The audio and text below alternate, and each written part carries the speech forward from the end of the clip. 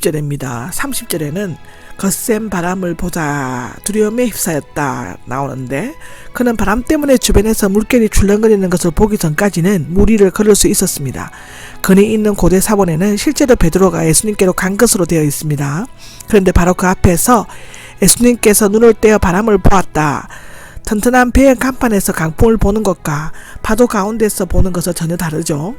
베드로는 수영을 잘하는 어부였지만 바다에 뛰어들자 가라앉기 시작하였다라고 합니다. 온전한 믿음의 눈은 결코 두 개의 초점, 즉 예수님과 세상 풍파를 가질 수가 없습니다. 예수님께서는 눈을 떼는 순간 예수님의 보호권에서 벗어나 자연현상의 지배를 받게 되었고, 지금까지 고체였던 물은 액체가 되었습니다.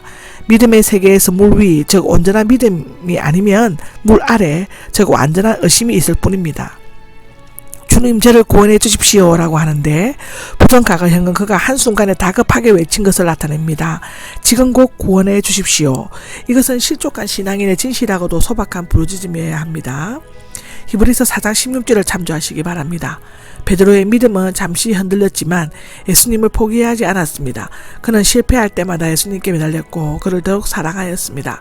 성자는 실패하지 않는 사람이 아니라 실패할 때마다 일어나 걷는 사람이라고 성경은 기록하고 있습니다. 아멘. 30절입니다. 30절에는 거센 바람을 보자 두려움에 휩싸였다 나오는데, 그는 바람 때문에 주변에서 물결이 출렁거리는 것을 보기 전까지는 물 위를 걸을 수 있었습니다.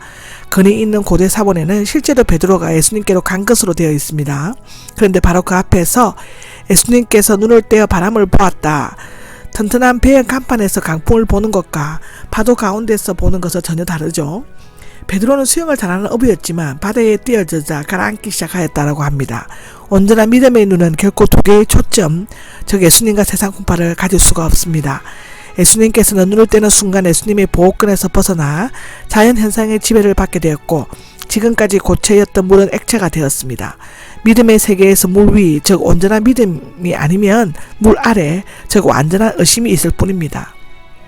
주님 저를 구원해 주십시오 라고 하는데, 부정각을 향한 그가 한순간에 다급하게 외친 것을 나타냅니다.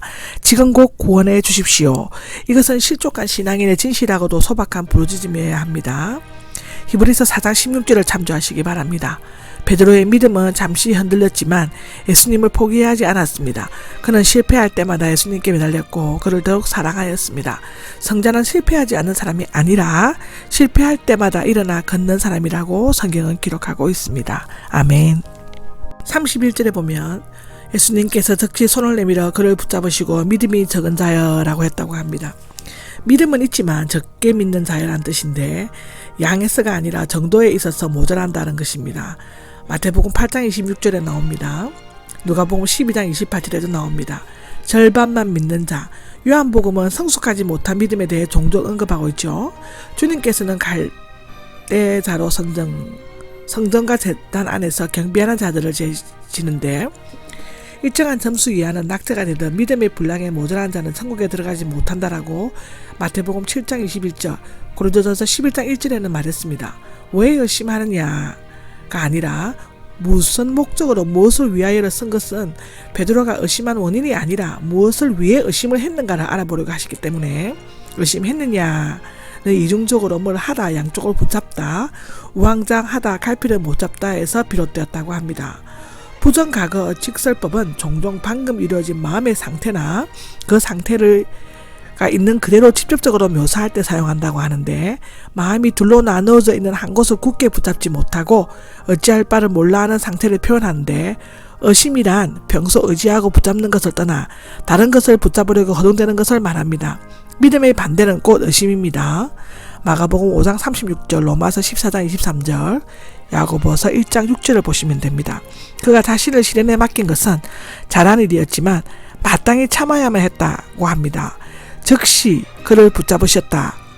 즉시 손을 내밀어 붙잡으셨다는 것은 베드로가 예수님 바로 앞까지 간 것으로 나타내어집니다. 예수님은 말씀만으로도 즉시 건질 수 있으셨지만 거친 풍랑 가운데서 친히 손을 내밀어 붙잡아 주시는 구원의 손길을 경험하도록 하시기 위함이었다고 합니다. 바람이 그쳤다. 그쳤다는 피곤, 수고, 고통, 손해에서 나왔으며, 바람이 그 주인 앞에서 지치거나 피곤하여졌으며 기진맥진하게 된 것을 나타낸다고 마가복음 4장 39절에는 나옵니다. 마가복음은 바람과 바다가 순종했다는 말로 표현되어져 있는데 세상의 풍랑은 누구에게나 닥치지만 구원의 손길은 결코 더디지 않았습니다. 오늘도 예수님은 이 풍랑길을 걸어오시면서 안심하라, 용기를 내어라고 말씀하십니다. 결과적으로 갈릴리 풍랑은 배 안에 있는 사람들로 하여금 예수님께 경배하고 고백, 즉 참으로 하나님의 아들이십니다를 들으게 하셨습니다. 마태복음 16장 16절을 보시면 됩니다. 베드로의 추억에 근거하여 기록되었다는 마가복음에 이 사건에 대한 기록이 없는 것은 겸손을 배운 베드로가 일부러 말해주지 않았기 때문이었을 것입니다. 그러나 이 사실은 직접 경험했던 마태는 너무도 정확하게 진실하게 그때 악몽과 같았던 사건을 생생하게 기록하고 전해주고 있습니다. 입니다. 겟세마네 땅 갈릴리 호수 서편 북쪽에 있었으며 팔레스타인에서 가장 비옥한 지역 중에 하나로 소문나 있습니다. 랍비들은 왕자의 동산 낙원이라고 불렀지만 역시 병든 자들이었습니다. 인구가 밀접한 지역이었으므로 많은 사람들이 병든 사람들을 데리고 왔습니다. 6절입니다. 그의 옷깃이 나오죠. 그의 긴 겉옷에 술로 번역할 수 있습니다. 민수기 13장을 보시면 됩니다. 겉옷 귀마다 술이 있었고 각 술에는 모든 계명이 하늘로부터 왔다는 상징으로 청색 끈이 눈에 띄게 달려 있었다고 합니다. 예수님은 육신의 병이 죄로 인한 영혼의 병의 결과로 생각하고 긍휼히 여기는 마음을 고쳐주셨습니다. 모두 다 나았다, 완전히와 구원받았다의 합성동사로서 완전히 구원을 받았다는 뜻입니다.